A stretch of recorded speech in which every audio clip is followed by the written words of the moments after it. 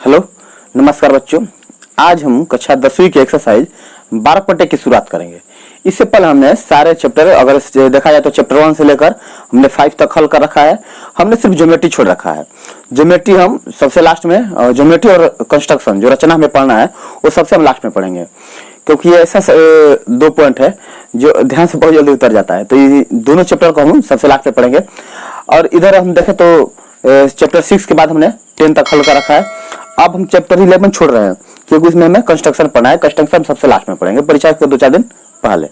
तो आज हम चैप्टर 12 पट्टे की शुरुआत करेंगे। तो चलिए हम एक्सरसाइज 12 पट्टे के पहले सवाल को हम हल करते हैं। इसमें पहला सवाल दे रखा है कि 2 वृत्तों की त्रिज्याएं क्रमशः 19 सेंटीमीटर और 9 सेंटीमीटर है। उस वृत्त की त्रिज्या ज्ञात करें जिसकी परिधि इन दोनों वृत्तों के परिधियों के योग के बराबर हो। तो सबसे पहले हम सवाल को समझेंगे। देखिए, मान लीजिए हमारे पास 2 वृत्त है। हम अगर देखें तो चलिए, यहाँ पर हमारा एक छोटा सा वृत्त हो गया, एक इससे बड़ा वृत्त हो गया। हाँ, चलिए हमारा वृत्त हो गया, और एक इससे भी बड़ा हम वृत्त बनाएंगे। हो गया, थोड़ा जगह का तो कमी पड़ गया। चलिए हम इसको यहाँ पर बराबर दे रहे हैं। देखिए, बोल रहा है कि हमारे पास 2 वृत्त है। ये पहला वृत्त है, इसका त्रिज्या में दे रखा है 9 सेंटीमीटर, 9 सेंटीमीटर, और इसका त्रिज्या में दिया गया है 19 सेंटीमीटर। अच्छा, इसको भी ओ मान लें हम। और ये कि तीसरा वृत्त है, इसको भी ओ मान लें।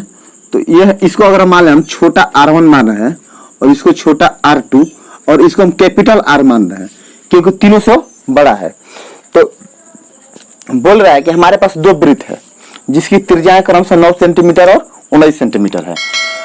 बोल रहा है कि जो हम इन दोनों वृत्तों की सहायता से जो तीसरा वृत्त बनाएंगे, उसके लिए इन दोनों वृत्त का जो परिधि है उनका योग जो है इसके बराबर होगा। अगर हम, इसका मतलब ये हुआ कि अगर दोनों का परिधि हम जोड़ दें, देखिए हम यहाँ पर जोड़ का निशान दे रहे हैं, दोनों वृत्त का अगर परिधि हम जोड़ दें तो इन दोनों वृत्त का परिधि इस बड़े वृत्त की परिधि के बराबर होगा। तो हमें इसका त्रिज्या ज्ञात करना है कि हमारा बड़ा वाला वृत्त है, इसका कितना त्रिज्या होगा कि अगर इसका हम परिधि निकालें तो इन दोनों वृत्तों के परिधि के योग के बराबर हो। तो चलिए सबसे पहले हम क्या लिखेंगे, यहाँ पर हम लिखेंगे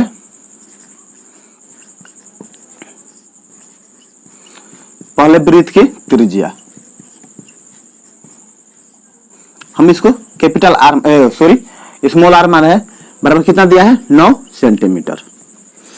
इसके बाद दूसरे वृत्त की त्रिज्या, इसको हम R2 मानना है, इज इक्वल टू कितना है 19 सेंटीमीटर। बोला अब इस बड़े वृत्त का त्रिज्या में निकालना है, तो लिख देंगे हम तीसरे वृत्त का त्रिज्या। हमने इसको कैपिटल R माना है, इज इक्वल टू वाट, हमें यही फाइंड करना है। तो बोल रहा कि इन दोनों का परिधि के योग के बराबर इसका परिधि है। तो लिखेंगे यहां पर प्रश्न से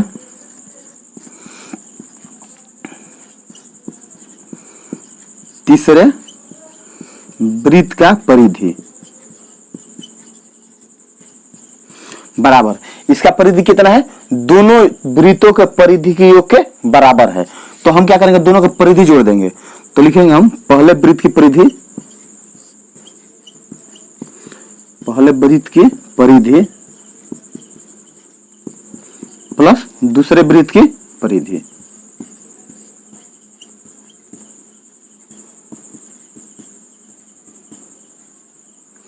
यहां तक उम्मीद है यहां तक आपको समझ में आया होगा। तो वृत्त का परिधि का सूत्र क्या होता है, 2 पाई r। हमने यहां पर कैपिटल R इसलिए माना है क्योंकि हमने बड़े वृत्त की त्रिज्या को कितना माना है, कैपिटल R माना है, इज इक्वल टू पहले वृत्त की परिधि का सूत्र क्या हो जाएगा 2 पाई r1, क्योंकि हमने इसके परिधि को क्या माना है r1 माना है, बोला इसका क्या हो जाएगा 2 पाई r2, इसका परिधि हमने कितना माना है r2 माना है। अब देखिए हम क्या यहाँ पर 2 पाई r इज इक्वल टू, देखिए 2 पाई यहाँ पर भी है, 2 पाई यहाँ पर भी है, हम यहाँ पर 2 पाई कॉमन ले लेंगे। अंडर रूट, इसमें हमारा क्वेश्चन में क्या हो जाएगा r1 प्लस r2। देखिए 2 पाई दोनों हम क्या करेंगे, कटा देंगे। यह हमारा क्या बचा, कैपिटल आर बचा is equal to R1। R1 हमारा क्या है 9 है, प्लस ये क्या है हमारा 19 है, तो इसलिए हमारा कैपिटल आर बराबर क्या हो जाएगा 28 सेंटीमीटर, और यही क्या हो जाएगा हमारा आंसर हो जाएगा। तो तीसरे वृत्त की त्रिज्या कितना हो जाएगी, वृत्त की त्रिज्या कितना हो जाएगा 28 सेंटीमीटर। तो आप यहां चाहे तो ऐसे भी लिख सकते हैं, तीसरे वृत्त का त्रिज्या बराबर 28 सेंटीमीटर आंसर। हमें यही निकालना था, हमने फाइंड कर लिया। तो सवाल बहुत ही आसान था, उम्मीद है कि यह सवाल आपको समझ में आया होगा। तो चलिए आप इसका स्क्रीनशॉट ले लें, फिर हम नेक्स्ट सवाल को हल करते हैं। अब हम सवाल नंबर 2 को हल करेंगे, जिसमें दिया है दो वृत्तों की त्रिज्याएं क्रमशः 8 सेंटीमीटर और 6 सेंटीमीटर है। उस वृत्त की त्रिज्या ज्ञात करें जिसका क्षेत्रफल इन दोनों वृत्तों के क्षेत्रफलों के योग के बराबर है। अगर आप ध्यान से देखें तो सवाल नंबर पहला और दूसरा सेम है, एक ही सवाल है। अंतर सिर्फ इतना है कि उसमें दोनों वृत्तों की परिधियों के योग के बराबर था, इसमें दोनों वृत्तों के क्षेत्रफलों के योग के बराबर है। वहां परिधि दिया था, यहाँ क्षेत्रफल दिया है, बाकी प्रोसेस सबका सब वही रहेगा। तो चलिए सबसे पहले देखते हैं, मान लीजिए हमारा दो वृत्त है, एक ये वृत्त हो गया, एक इससे बड़ा वृत्त हो गया,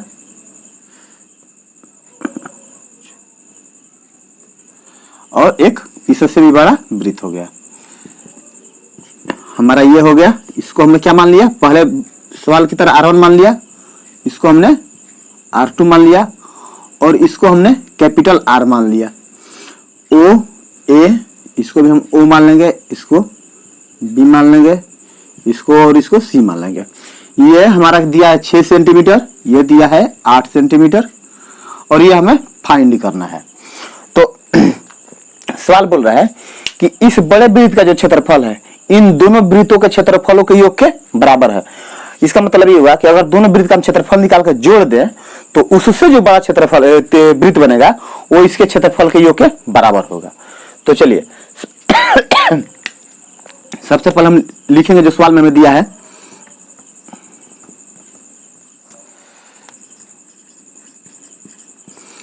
पहले वृत्त की त्रिज्या क्या है, हमने माना R1 माना है, इज इक्वल टू कितना दिया है 6 सेंटीमीटर दिया है, और दूसरे वृत्त का त्रिज्या बराबर कितना दिया है, दूसरे वृत्त की त्रिज्या, इसको हमने क्या माना है R2 माना है, ये हमारा 8 सेंटीमीटर दिया है। तीसरे वृत्त का त्रिज्या हमें ज्ञात करना है, तीसरे वृत्त की त्रिज्या, और तीसरे वृत्त की त्रिज्या को हमने क्या माना है कैपिटल R माना है ना, इज इक्वल टू वाट, हमें यही फाइंड करना है। तो हम क्या करेंगे, सबसे पहले इन दोनों वृत्तों का क्षेत्रफल निकालेंगे एक साथ, और दोनों को एक साथ जोड़ेंगे और इसके क्षेत्रफल से कंपेयर करेंगे। तो यहां पर हम लिखेंगे प्रश्न से, प्रश्न से क्या लिखेंगे, तीसरे वृत्त का क्षेत्रफल, तीसरे वृत्त का क्षेत्रफल किसके बराबर है, इन दोनों वृत्तों के क्षेत्रफलों के योग के बराबर। तो लिखेंगे पहले वृत्त का क्षेत्रफल इज इक्वल टू, पहले वृत्त का क्षेत्रफल प्लस दूसरे वृत्त का क्षेत्रफल, दूसरे वृत्त का क्षेत्रफल। देखिए अब यहां पर सूत्र याद होना चाहिए, हमने वृत्त के क्षेत्रफल का चाहे जो भी वृत्त का सूत्र हो, सभी सूत्रों का लगभग एक हमने वीडियो बना रखा है, जो कि हमें आपको वृत्त का जो हमारा चैप्टर है वृत्त का, उसके इंट्रोडक्शन में हमने एक अलग से वीडियो बना रखा है, लगभग आधा घंटा का है। उसमें सारे सूत्र आपको एक जगह मिल जाएंगे और हमारे डिस्क्रिप्शन में भी आपको मिल जाएंगे, प्ले लिस्ट में तो मिलेंगे ही मिलेंगे। तो आप जहां से ढूंढेंगे हमारे चैनल पर आपको सब कुछ मिलेगा। तो तीसरे वृत्त का क्षेत्रफल बराबर, अब वृत्त का क्षेत्रफल का सूत्र क्या होता है, पाई आर स्क्वायर होता है ना, pi r square is equal to, ये क्या हो जाएगा हमारा पाई R1 स्क्वायर जोड़ पाई R2 स्क्वायर। अब बोलिए हमने यहाँ पे R1 क्यों इसको लिखा है, क्योंकि छोटे वृत्त की त्रिज्या को हमने R1 माना है, उससे जो बड़ा वृत्त है उसकी त्रिज्या को हमने R2 माना है, और जो सबसे बड़ा हमारा वृत्त बन रहा है जिसका क्षेत्रफल इन दोनों वृत्तों के क्षेत्रफल के योग के बराबर है, उसके त्रिज्या को हमने कैपिटल R माना है। तो यहाँ पर लिखेगा हम pi R square is equal to, देखिए पाई यहाँ पर भी है, यहाँ पर भी हमने पाई कॉमन ले लिया, तो यहाँ क्या बचेगा r1 square plus r2 square. अब पाई पाई हमारा कट गया, तो यहाँ पर क्या हुआ हमारा r1 square is equal to r1, r1 में क्या है 6 है ना, तो 6 का स्क्वायर इज इक्वल टू 8 का प्लस 8 का स्क्वायर इज इक्वल टू बोल रहे हैं, सॉरी 8 का स्क्वायर। तो हमारा r इज इक्वल टू क्या आ जाएगा अंडर रूट 36 प्लस 64। यहाँ तक दिखाई दे रहा है कि नहीं, एक मिनट थोड़ा हम देख ले, चलिए एक लाइन और आ जाएगा। तो r इज इक्वल टू क्या हो जाएगा हमारा 100 हो जाएगा चलो हमारा r1 है, r 100 हो जाएगा, तो इसलिए r बराबर क्या हो जाएगा, ये कितने का वर्गमूल होता है 10 का, तो ये क्या हो जाएगा हमारा 10 सेंटीमीटर, और यही क्या हो जाएगा हमारा उत्तर। अच्छा, तो उम्मीद है समझ में आया होगा। इसका मतलब ये हुआ कि जो छोटा वृत्त है उससे जो बड़ा वृत्त है, दोनों का क्षेत्रफल इस वृत्त के क्षेत्रफल के योग के बराबर तब होगा जब बड़े वृत्त का त्रिज्या हमारा 10 सेंटीमीटर का होगा। अच्छा, तो हमें यही फाइंड करना था कि बड़े वृत्त का त्रिज्या कितना होगा जो कि इन दोनों क्षेत्रफलों के योग के बराबर हो। तो चलिए, ये सवाल नंबर 2 था। उम्मीद है कि आपको ये सवाल समझ में आया होगा। तो आप इसका स्क्रीनशॉट ले लें, फिर हम नेक्स्ट सवाल को हल करते हैं। अब हम सवाल नंबर 4 को हल करेंगे। सवाल नंबर हम 3 को हल इसलिए नहीं कर रहे हैं कि वो सवाल थोड़ा बड़ा है, थोड़ा क्या माने बहुत बड़ा है, तो उसमें ज्यादा कैलकुलेशन भी करना है, तो उसके लिए हम एक अलग से सेपरेट वीडियो बना देंगे, और ये वीडियो ज्यादा लंबा ना हो, इसलिए हम सवाल नंबर 4 को पहले हल कर रहे हैं। तो आज पहले हम सवाल नंबर 4 पढ़ेंगे, 5 पढ़ेंगे, इसके बाद हम सवाल नंबर 3 के लिए स्पेशल वीडियो अलग से आपको लिए बना देंगे। तो चलिए हम सवाल नंबर 4 को देखते हैं। बोल रहा है किसी कार के प्रत्येक पहिए का व्यास 80 सेंटीमीटर है। तो व्यास हमारा 80 सेंटीमीटर है, तो सबसे पहले इसको हम त्रिज्या में बदल लेंगे। व्यास कितना है हमारा 80 सेंटीमीटर, तो त्रिज्या हमारा क्या हो जाएगा, त्रिज्या का फॉर्मूला आपको पता है क्या होता है d/2, तो क्या हो जाएगा 80/2, कट कर कितना हो गया 40 सेंटीमीटर। मतलब कार के पहिया का त्रिज्या हमारा 40 सेंटीमीटर हो गया।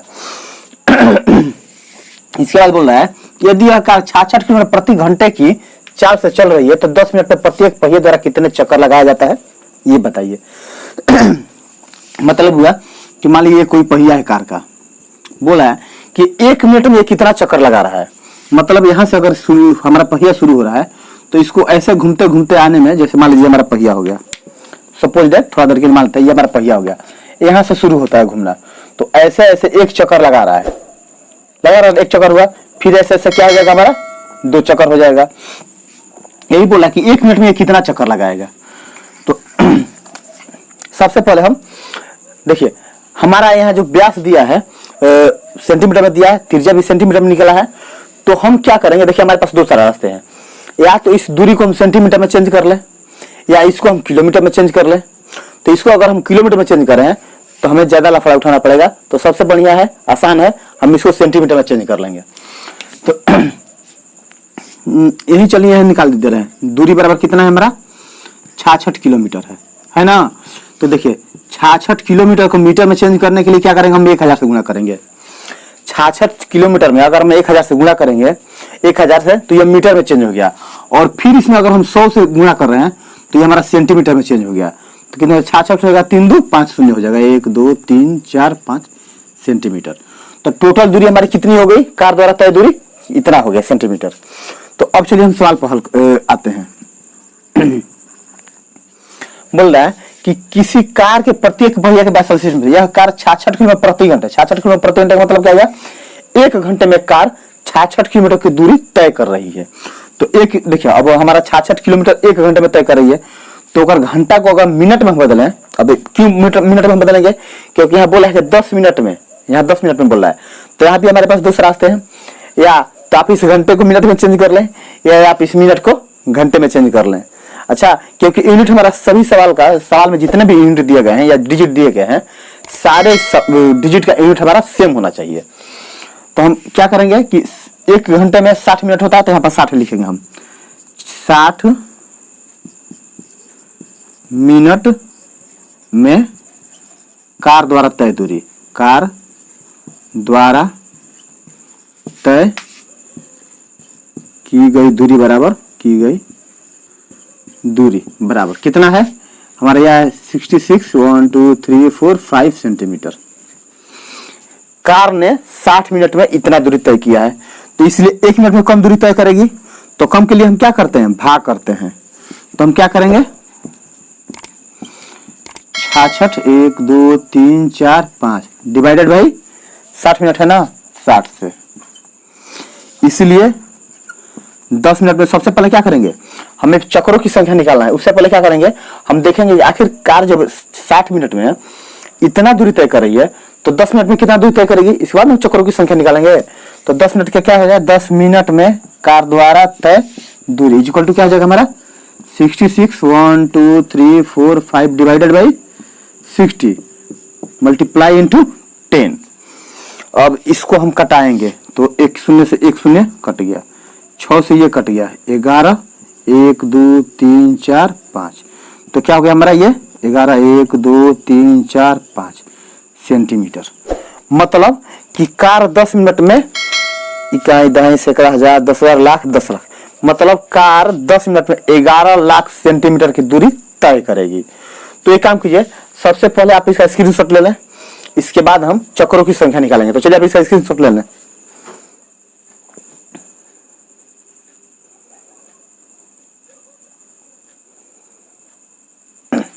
तुम ही देखा आप स्क्रीनशॉट ले लिए होंगे। तो चलिए इसको हम रफ करते हैं।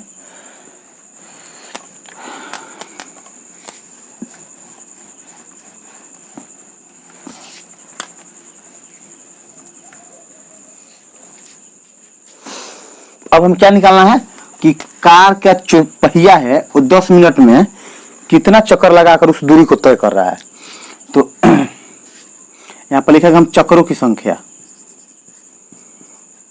चक्रों की संख्या यही निकालना है ना, हमें यही निकालना है। अब देखिए चक्कर का संख्या क्या कैसे निकालेगा हम, टोटल दूरी में वृत्त के परिधि कार के एक चक्कर से भाग कर देंगे। एक चक्कर का मतलब क्या हुआ, मान लीजिए ये हमारा कार है, कार का हमारा पहिया है, तो एक चक्कर में जितना दूरी तय करेगा कार, यही क्या हो जाएगा, इसका परिधि हो जाएगा। परिधि हम इसी का निकालते हैं ना, ये पूरा जो बाहर का एरिया है इसी का परिधि निकालते हैं हम, इस लाइन का। तो ये अगर यहाँ से चलना शुरू करा है, मान लीजिए हम यहाँ से है, यहाँ से ऐसे चलना शुरू किया, तो एक चक्कर हम जितना दूरी तय करेंगे यही हमारा क्या हो जाएगा, परिधि हो जाएगा। तो चलिए सबसे पहले यहाँ पर लिखे हैं तय दूरी, तय दूरी बताना पहिए का परिधि,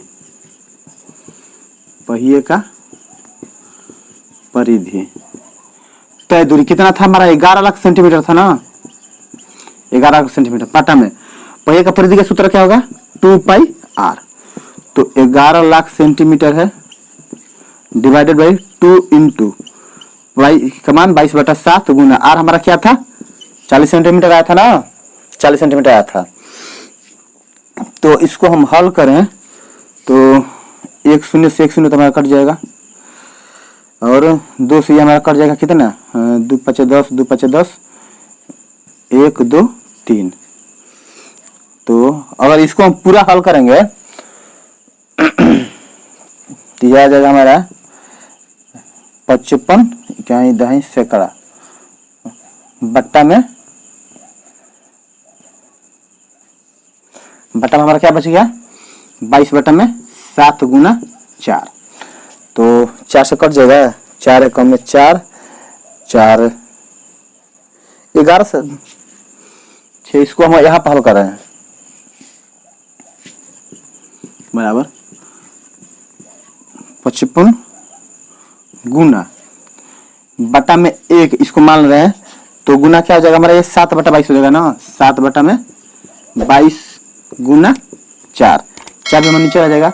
तो 11 से घटाएंगे तो 11 5 55 1 2 3 11 दूनी 22, 2 से 2500, 2 से 2500 तो हो गया। अब 4 से भी कट जाएगा, 4 से भी कट जाएगा। तो 4 से घटाएंगे तो कितना में कटेगा, 4 6 का 24, 4 दूनी 8 4 5 20।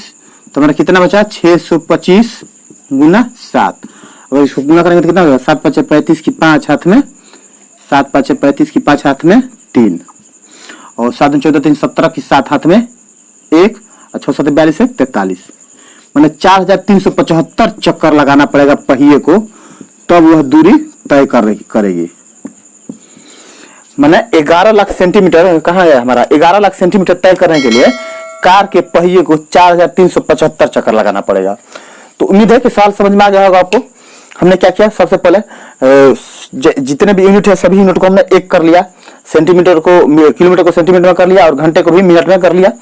इसके बाद जब हमारा दूरी निकल गया कि 10 मिनट में कार हमारा कितना दूरी तय कर रही है, तो हमने चक्करों की संख्या निकालने के लिए क्या किया, 10 मिनट में कार ने कितना दूरी तय किया है उसमें हमने एक चक्कर से भाग कर दिया। एक चक्कर मतलब क्या हुआ, हमारे कार का जो पहिया है उसका परिधि, एक परिधि से हमने भाग कर दिया।